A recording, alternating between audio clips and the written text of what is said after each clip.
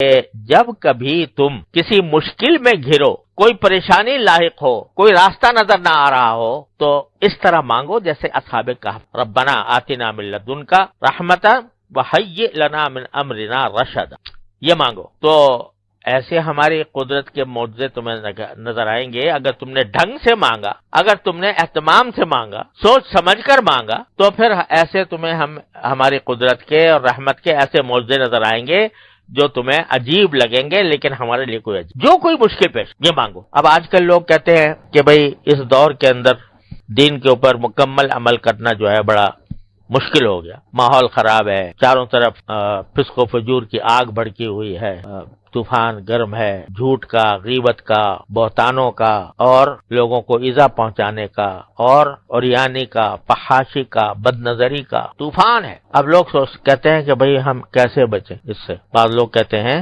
کہ اگر ہمیں صحابہ کرام کے زمانے میں پیدا کیا ہوتا تو ہم بھی اسی جیسے ہو جاتے، لیکن ہم تو اس 14ویں 15ویں صدی میں پیدا ہوئے ہیں، اور ایسے ماحول میں پیدا ہوئے ہیں کہ جو ڈوبا ہوا ہے معصیتوں میں، گناہوں میں۔ آدمی باہر نکلے تو نگاہ کو پناہ نہیں ملتی، مجلس میں بیٹھے تو زبان کو پناہ نہیں ملتی، کان کو پناہ نہیں ملتی، کوئی نہ کوئی مسئلہ انسان کے ساتھ رہتا ہے۔ تو کہاں جائیں، کس طرح ہم اپنے آپ کو بچائیں؟ تو اللہ تعالی نے بتا دیا کہ اس طرح بچاؤ کہ ہم سے مانگو۔ کیا مانگو؟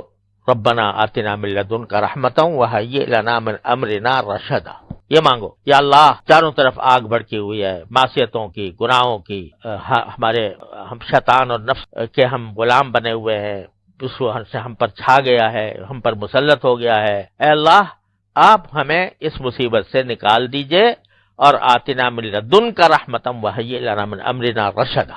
پھر دیکھو کیا ہوتا۔ ہمارے حضرت پالا فرمایا کرتے تھے کہ یوں سمجھو کہ حشر کا میدان ہے، اور اللہ تبارک و تعالیٰ کی بارگاہ میں کھڑے ہیں، اور وہاں اعمال بد کا پلندہ ہمارے سامنے کیا کچھ کیا۔ تو جب باز پرس ہوئی تو آپ نے یہ کہہ دیا جواب میں کہ اللہ میاں، آپ نے تو ہمیں اگر صحابہ کے زمانے میں پیدا کیا ہوتا تو ہم بھی ویسے ہی بن جاتے، لیکن ہمیں تو آپ نے ایسے زمانے میں پیدا کیا کہ چاروں طرف آگ بھڑکی ہوئی تھی، اور چاروں طرف معصیتوں کا سیلاب تھا، گناہوں کا سیلاب تھا، حرام کا سیلاب، جہاں جاؤ رشوت کا بازار گرم تھا، کاروبار کرو قدم قدم پر رشوتوں کے مطالبے تھے، اور باہر نکلیں تو ہمارے آنکھوں کو پناہ نہیں ملتی تھی، اور خود ہمارے گھروں کے اندر جو ہے وہ عریانی اور فحاشی کا ایک بڑا سیلاب خود ہمارے ہاتھوں میں موجود تھا۔ تو ایسے میں ہم کیا کرتے؟ آپ نے پیدا ہی ایسے وقت میں کیا تھا۔ بظاہر تو تم نے جواب ایسا دے دیا کہ جو ہے اس کو سمجھنا چاہیے، لیکن اگر باری تعالیٰ اس کے جواب میں یہ پوچھ لے کہ ٹھیک ہے، ہم نے پیدا کیا تھا تمہیں ایسے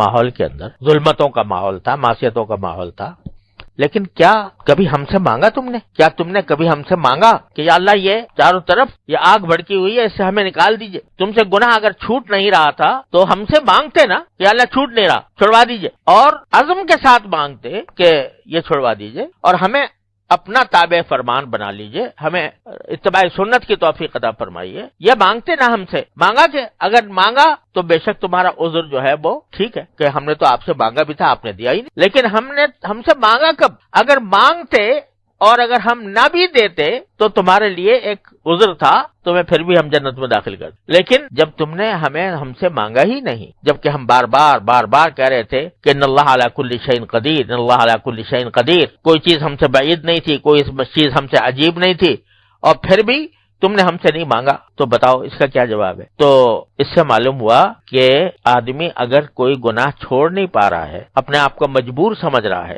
مجبور حقیقتا نہیں ہوتا لیکن نفس اس کو مجبور قرار دیتا ہے، تو کم از کم اللہ تبارک و تعالیٰ سے یہ مانگتا تو رہے کہ ربنا آتنا من لدنک رحمۃ وہیئ لنا من امرنا رشدا۔ یہ تو ورد زبان ہونا چاہیے، یہ تو قدم قدم پر آدمی کو مانگنا چاہیے کہ مجھے راستہ دے دیجئے، خود نکال دیجئے، آپ کوئی راستہ اپنے پاس سے نکال دیجئے۔ تو اگر کوئی بندہ یہ کرے تو کم از کم وہ ایسا ہوگا کہ اس کو اپنے کیے پر ندامت بھی ہو رہی ہے، شرمندگی بھی ہو رہی ہے، چھوڑنا بھی چاہ رہا ہے، لیکن وہ خوب مبتلا ہے، تو اللہ تبارک و تعالیٰ کی بارگاہ میں حاضر ہو کر کم از کم اپنا عذر تو پیش کر رہا ہے، اور اس کی برکت سے یقیناً، اس میں کوئی شبے کی بات نہیں ہے کہ یقیناً اس کو راستہ ملے گا۔ بعض اوقات کچھ دیر لگ جاتی ہے، 350 سال لگ گئے، 309 سال، لیکن بعض اوقات کچھ دیر لگ جاتی ہے، لیکن ملتا ضرور ہے اگر کوئی مانگنے والا ہو۔ تو یہ ایک عجیب درس ہے جو قرآن کریم اس میں دے رہا ہے کہ خدا کے بندو مجھ سے مانگا کرو.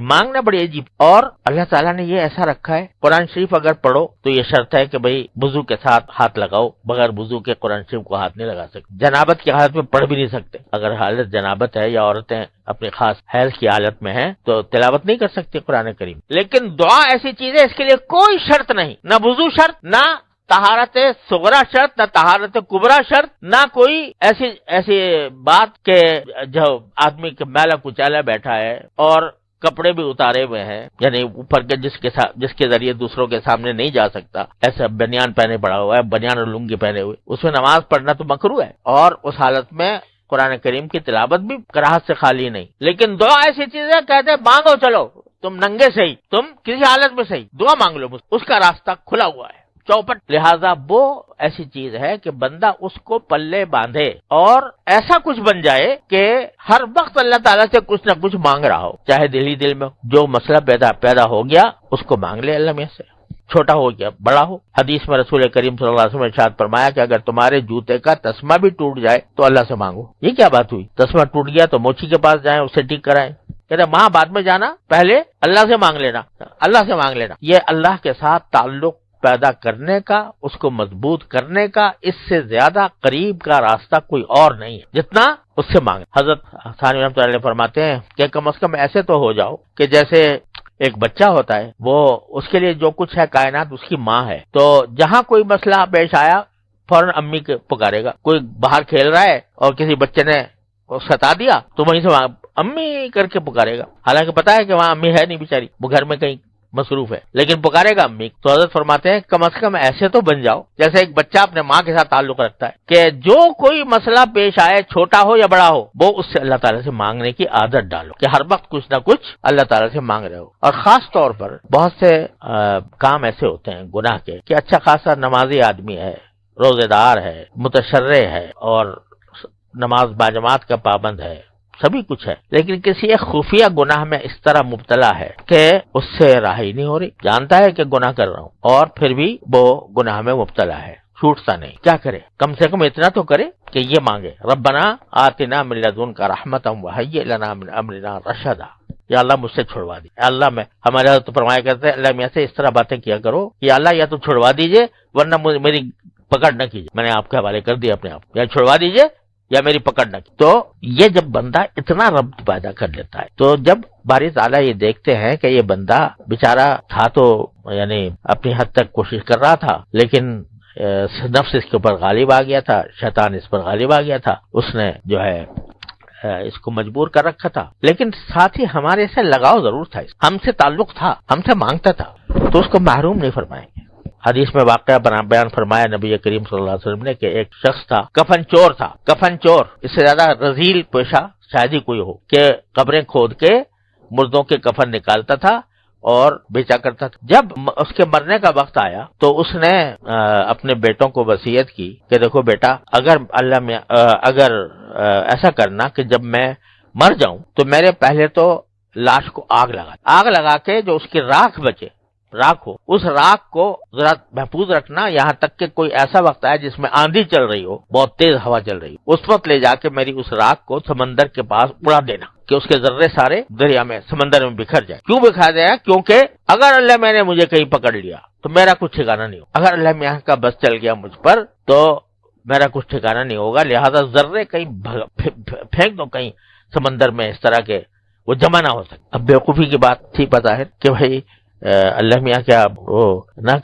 جمع نہیں کر سکتے اس کے ذرات. تو بظاہر تو ایک اگر دیکھا جائے تو کچھ کفر کی سی بات لگتی کہ آدمی یہ سوچے کہ اللہ میاں کو اگر اس طرح کر دوں گا تو اللہ میاں مجھے پکڑ نہیں سکیں گے. جب اللہ تعالیٰ کی حاضری ہوئی تو پوچھا کہ تم نے یہ کیا حرکت کی، یہ کیا وصیت کی تھی؟ تو کہتا خشیت کا یا اللہ آپ کے ڈر سے. تو باری تعالیٰ فرمائیں گے اس کے دل میں میری خشیت تھی، معاف فرما دیں گے، جا تجھے معاف کیا. لیکن کیوں؟ اس لیے کہ دل میں بسے ہوئے تھے اللہ میاں. اگر دل میں بسے ہوئے نہ ہوتے تو اس کو یہ ڈر بھی نہ ہوتا. لہذا اللہ تعالیٰ نے فرمایا کہ میں نے معاف کر. تو یہ دعا ایسی چیز ہے جو بار بار صبح شام چلتے پھرتے اٹھتے بیٹھتے، یا اللہ میں چل رہا ہوں، یہ لکڑی مل جائے مجھے صحیح وقت، یا اللہ میں باہر نکل رہا ہوں تو آفس کے ساتھ پہنچ جاؤں مسجد، یا اللہ مسجد میں داخل ہو رہا ہوں تو اللہ اپنے نعمت سے نماز ٹھیک طریقے سے پڑھوا دیجیے گا. باہر نکل رہا ہوں یا اللہ جو میں اپنے گھر جا رہا ہوں تو سب کو عافیت سے پاؤں, کوئی کسی کو پریشانی میں نہ دیکھ. اگر گاڑی میں بیٹھے ہو تو یا اللہ مجھے منزل تک عافیت کے ساتھ پہنچا دیجیے. ٹریفک بند ہو گئی یا اللہ کھول دی, ٹریفک جام ہے یا اللہ کھول دی. یہ جو رٹ لگائے نا بندہ